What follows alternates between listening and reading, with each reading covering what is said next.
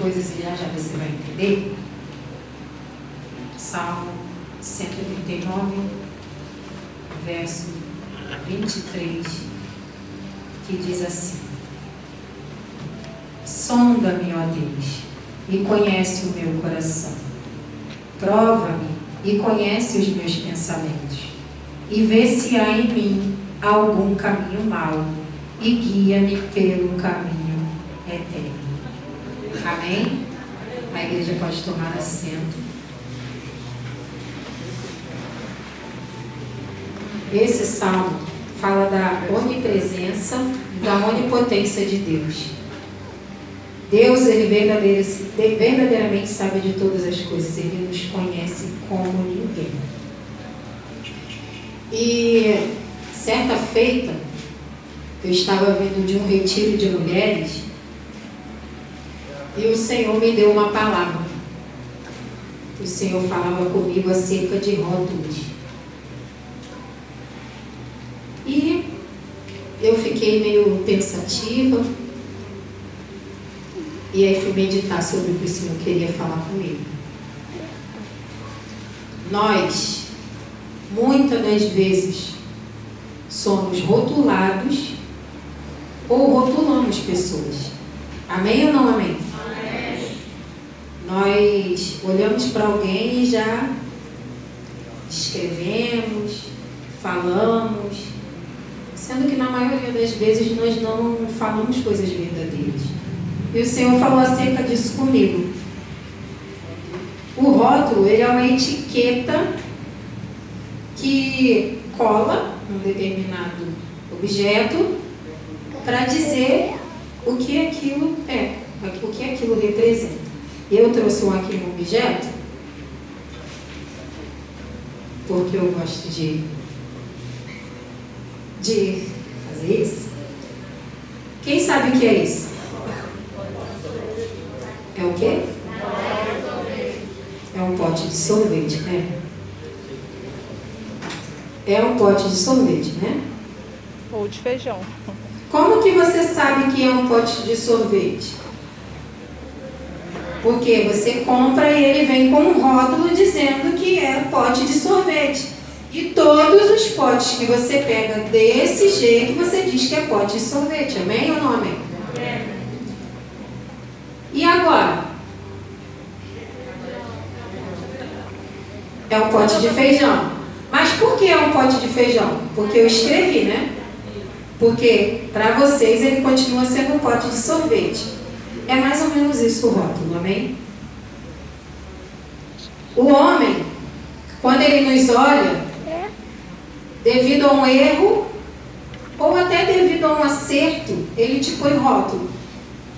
Eu, durante a minha vida, quando eu era criança, eu era uma criança tímida, bem acuada, mas eu vivia num lar de muita briga, de muita confusão. E quando eu fui crescendo, eu apanhava na escola, gente. Eu com 9 anos, 10 anos, eu apanhava na escola. E eu vivia num lar de muita agressividade. Como eu fui crescendo, eu fui me tornando o quê? Uma pessoa agressiva. Também. E na minha adolescência, na minha fase adulta, eu fui recebendo alguns rótulos por causa das coisas que eu fazia, do jeito que eu falava. Sendo que eu tinha uma essência, sendo que o Senhor colocou algo em mim que foi se perdendo ao longo da minha vida, ao longo das fases da minha vida, por conta desse rótulo. Eu deixei de ser aquela menina tímida, eu deixei de ser aquela menina retraída e me tornei uma pessoa agressiva e daquelas pessoas que não levava desaforo para casa, porque eu apanhava na escola, então eu tinha que começar a me defender, aprender a me defender de uma forma errada, mas nós acabamos fazendo isso. E o que eu quero falar com você nessa noite sobre isso? O homem, quando ele nos rotula, ele rotula e pronto. Ele diz, você é isso e acabou. O pastor falou aqui da questão, né, de libertação, de droga, de prostituição. E às vezes somos rotulados assim. Ah, aquele ali é tal coisa. Ah, aquela ali, ó, não fica perto não, cuidado com o marido. E ao longo da vida nós vamos recebendo esses rótulos. Só que o homem, ele rotula e não te dá uma solução para aquilo que ele fala de você. Ele diz, você é isso e ponto. Você é isso. Independente se você está tentando acertar, independente se você está tentando melhorar, o homem vai dizer, ele sempre vai ter uma desconfiança de que a qualquer momento você vai voltar a agir daquela forma. Só que Deus não. Só que Deus não, e eu vou te provar isso. Eu li aqui o Salmo 139, né? Salmo 139, Davi pede para Deus para sondar ele. E por causa desses rótulos, eu me apeguei muito ao Salmo 139, porque eu comecei a pedir ao Senhor para me mostrar quem eu realmente era. Quem eu verdadeiramente era e quem Ele queria me transformar. Amém, irmãos? Amém. Deu para entender até aqui? Então, agora, eu vou abrir minha Bíblia lá no livro de Apocalipse. Aqui, eu não vou me atentar à história, eu não vou me atentar em porquês, eu vou me atentar ao que Deus fala acerca daquelas 7 igrejas. Apocalipse capítulo 2, o Senhor diz a João que ele escreva carta às igrejas da Ásia. Amém? E em todas as igrejas, eu lendo e eu meditando, o Senhor, ele escreve e o Senhor diz assim, eu sei as tuas obras. Primeira igreja, Éfeso, eu sei as tuas obras. Segunda igreja, Esmirna, eu sei as tuas obras. Terceira igreja, Pérgamo, eu sei as tuas obras. Aleluia. Quarta igreja, Tiatira, eu conheço as tuas obras. Quinta igreja, Sardes, eu sei as tuas obras. Sexta igreja, Filadélfia, eu sei as tuas obras. Sétima igreja, Laodiceia, o Senhor diz, eu sei as tuas obras. Amém ou não amém? Amém, Jesus. Para todas essas igrejas, o Senhor diz que sabia das suas obras. Porém, eu observei uma coisa muito importante e eu não sei se quando você lê essas cartas você observa. O Senhor aqui, em algumas, ele começa elogiando, depois ele faz uma crítica, né? Falando o que aquelas igrejas ou aquele povo faz de errado. Ele dá uma instrução de como melhorar e ele faz uma promessa. Glória a Deus. Aleluia. Por quê? O homem, ele te rotula e pronto. Você é isso e pronto. Ele não te rotula e fala assim, Wagner, pastor Wagner, presbítero Wagner, você é isso, mas vem aqui, eu vou tentar te ajudar, eu vou te dar umas dicas, porque eu gosto de você, vamos aqui, vamos melhorar nisso? Não. O homem, ele rotula e acabou. E de repente você chegou aqui cheio desses rótulos que as pessoas têm colocado em você. Enfraquecido, humilhado, triste. Por quê? Porque a pior coisa é você ouvir de alguém algo que você não é. Eu já fiz isso. Muito. Nós temos esse costume de fazer, de olhar, falar, olhar a pessoa e falar, ai, e acabou, como as pessoas dizem aí, que não vai com a cara, né? Só que crente não tem essa de não vai com a cara. Amém? E o Senhor não. O Senhor, quando Ele mostra algo a você que precisa ser mudado, Ele te dá uma solução. Ele quer que você melhore. Ele quer te ajudar a melhorar. Aleluia. Quer um exemplo? Igreja de Éfeso. Eu sei as tuas obras e o seu trabalho e a tua paciência, e que não pode sofrer os maus, E pusestes à prova os que dizem ser apóstolos e não são. E tu achastes mentirosos e sofreste e tem paciência. E trabalhaste pelo meu nome e não te cansaste. Jesus está dizendo para ela, Deus está dizendo para ela, está elogiando ela. Você rejeita o mal, você persevera, você é paciente. Depois ele vem assim: tenho, porém, contra ti, que deixaste o teu primeiro amor. Lembra-te, pois, de onde caíste, arrepende-te e pratica as primeiras obras. Quando não, brevemente a te verei e tirarei o teu lugar, o teu castiçal, se não te arrependeres. Ou seja, ele mostra a ela, ele fala o que ela tem de bom e ele mostra a ela o que ela tem de errado. Amém ou não amém?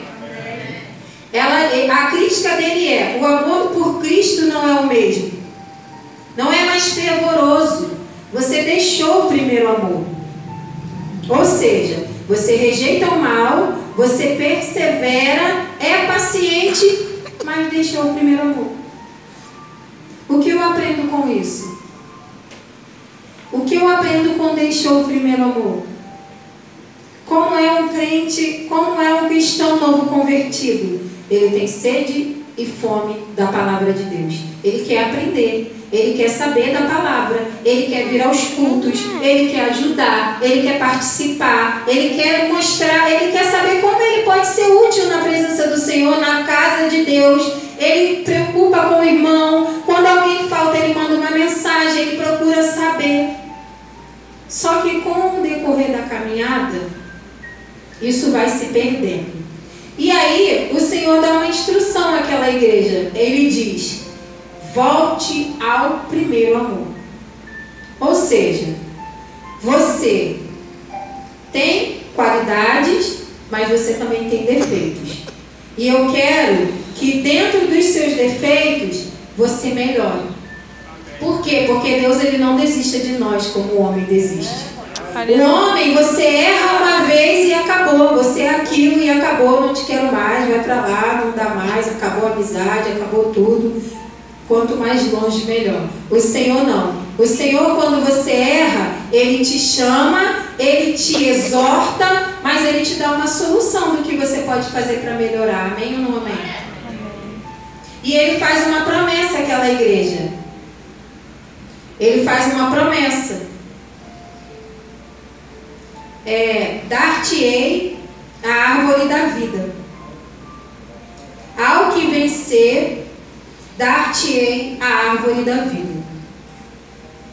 O Senhor jamais vai falar algo de nós que nós não somos.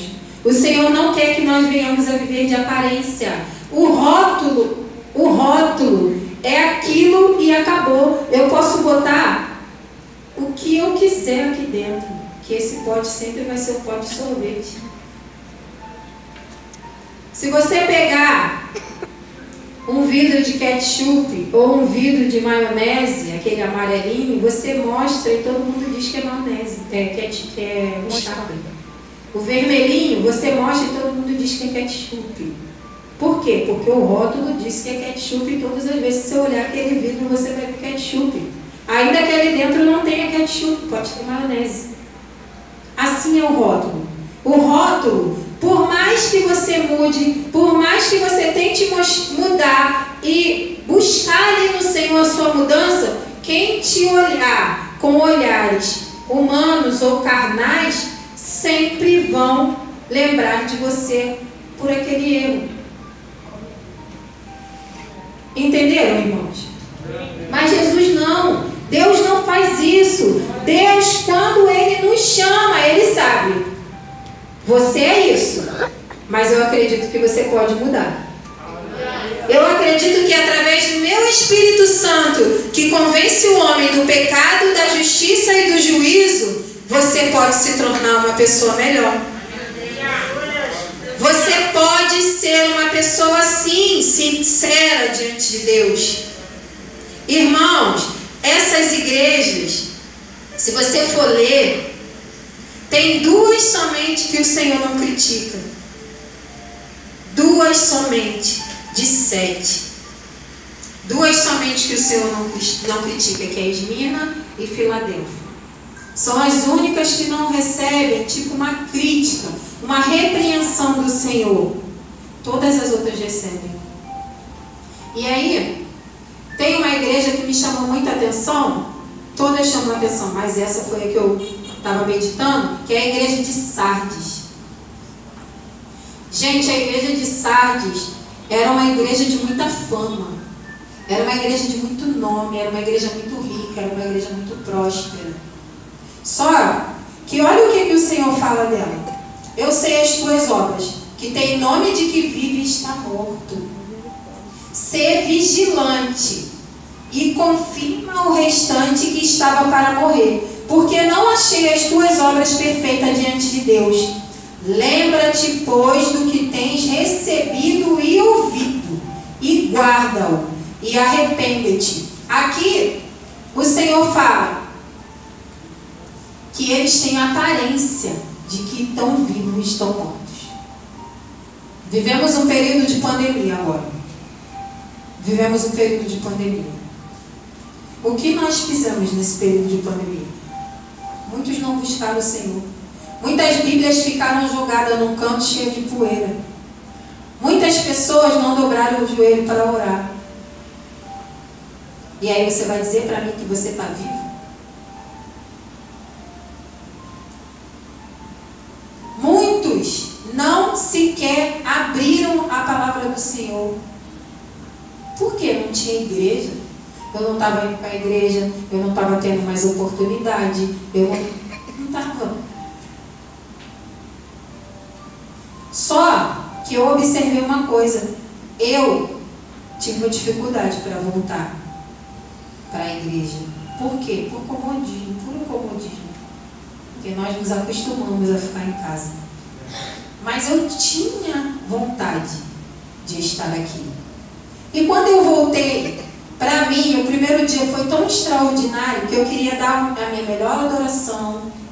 Mas aí adiantar o quê? Eu dar a minha melhor adoração aqui, o melhor louvor aqui, em casa eu não fazer nada disso. O Senhor nos deu uma oportunidade, porque muitas das vezes nós demos desculpa a Deus para não fazer. Eu não li a Bíblia porque eu cheguei tarde, eu não li a Bíblia porque eu estava cansada, eu não orei por causa disso, eu não fiz um jejum porque eu trabalho cedinho, eu acordo 5 horas da manhã, que horas eu vou jejuar? Sendo que o Senhor botou todo mundo no cantinho do pensamento e nos deu essa oportunidade. O que eu quero dizer com isso? Hoje, nós estamos voltando aos poucos, com toda a responsabilidade, com todo o cuidado. Mas como está a nossa vida? Como está a nossa vida? Eu não preciso estar aqui em cima pregando e falar, dá uma glória aí, irmão. Pô, tu não entendeu a palavra, dá uma glória aí. Ô, irmão, não, você não entendeu. Eu não preciso disso, irmão. Porque é o Espírito Santo que convence. Se você não entender a palavra, se você não receber a palavra, se você não guardar ela no teu coração, eu recebi. A irmã Angélica falou algo tremendo aqui no domingo de manhã e é algo que eu levo para a minha vida. Se uma pessoa receber, eu estou feliz. E essa pessoa sou eu. Essa pessoa sou eu, porque lá na minha casa, quando eu comecei a estudar, o Senhor falou comigo. Eu sempre falo lá em casa, nós não vamos viver de aparência. Isso é algo que eu falo sempre lá em casa, eu falo para o Luiz. Falo para o Cauã, não vamos viver de aparência. O que nós somos aqui, nós somos na igreja. O que eu sou aqui, eu tenho que ser na igreja. Eu não posso ser uma coisa aqui e outra lá fora. Aqui o Senhor vem quebrando toda a aparência, irmãos. Essa igreja, e eu fui ler um pouquinho falando sobre a igreja de Sardes. Era uma igreja, foi a capital da Lídia do século 7 a.C. Viveu seu tempo nos dias do rei Creso. Era uma das cidades mais magníficas do mundo nesse tempo, situada no alto de uma colina, amuralhada e fortificada. Sentia-se imbatível e inexplicavelmente seus soldados e habitantes pensavam que jamais seriam derrotados. Isso, a capital, a cidade de Sardes. Amém? Os habitantes eram orgulhosos, arrogantes e autoconfiantes. Porém, a cidade orgulhosa caiu nas mãos do rei Ciro em 529 a.C.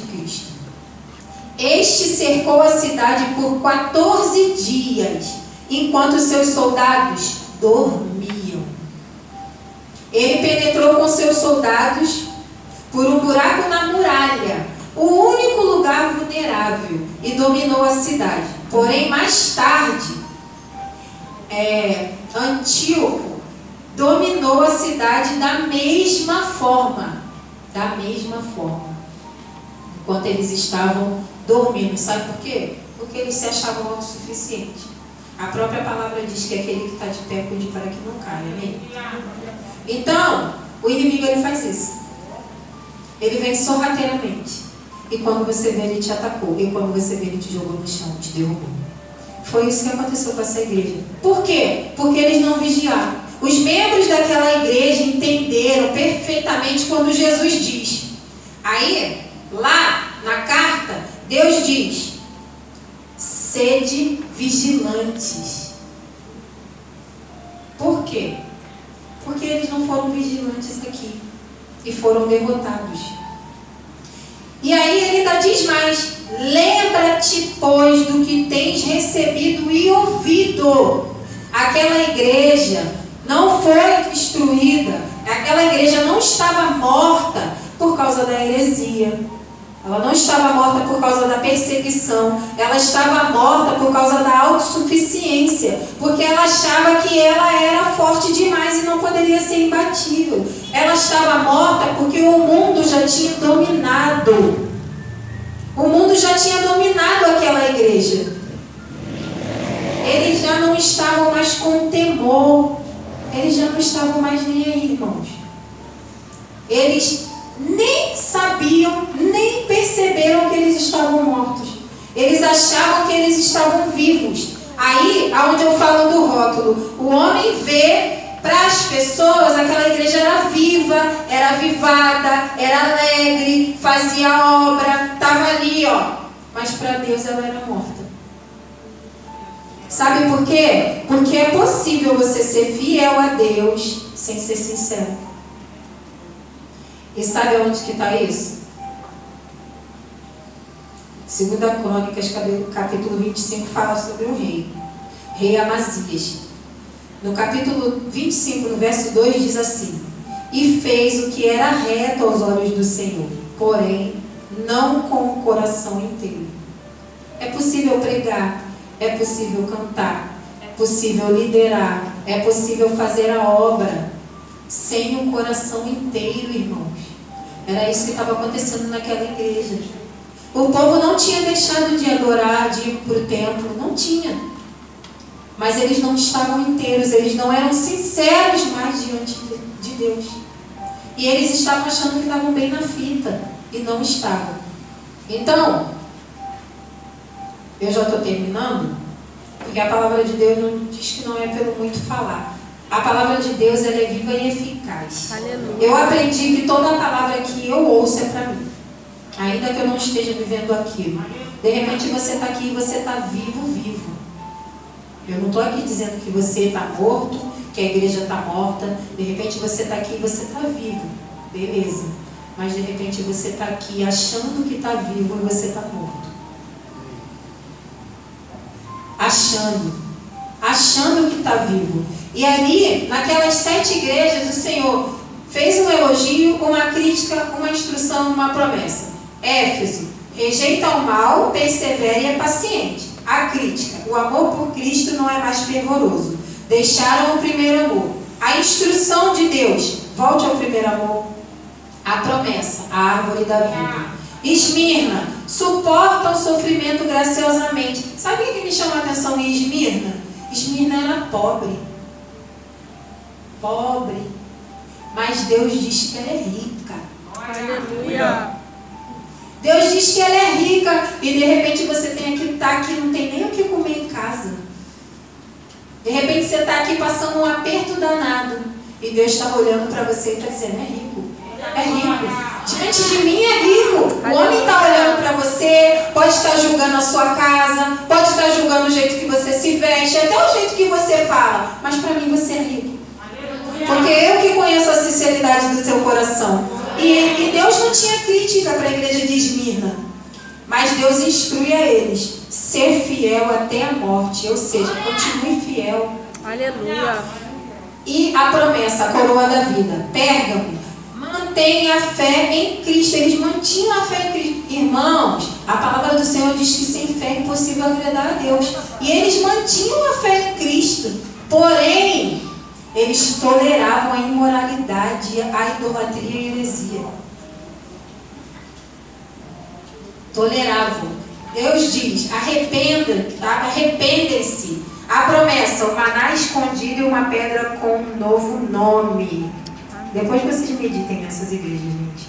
Tiatira, o amor, o serviço, a fé e a aparência são melhores do que eram no início. São melhores do que eram no início. Só que eles toleravam o culto idólatra e a imoralidade. Não adianta a gente fazer a metade certo. A gente faz certo por inteiro, a gente faz errado. Eles toleravam a imoralidade. E a instrução é: o julgamento está vindo, sejam fiéis.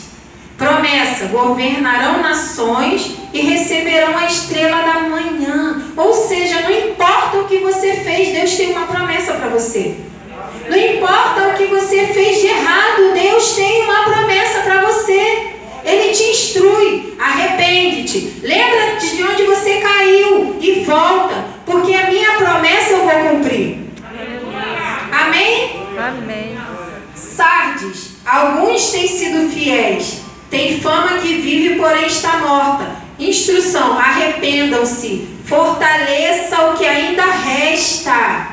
Alguns foram achados fiéis. Muitos estavam mortos, mas alguns estavam dormindo. E há uma grande diferença, porque o morto ele não vê, ele não sente. O morto, você pode falar o que você quiser para ele, que ele é indiferente. Agora, quem está dormindo não, você pode ir lá e acordar. Esse é o nosso papel. Não é rotular quem morreu ou quem dormiu. Nosso papel é ir lá e ajudar. Ajudar a acordar ou até ajudar a reviver, porque é morte espiritual. Então ainda há jeito. Amém? Então ele diz: arrependam-se, fortaleçam o que ainda restam. Promessa: os fiéis serão honrados e vestidos de branco.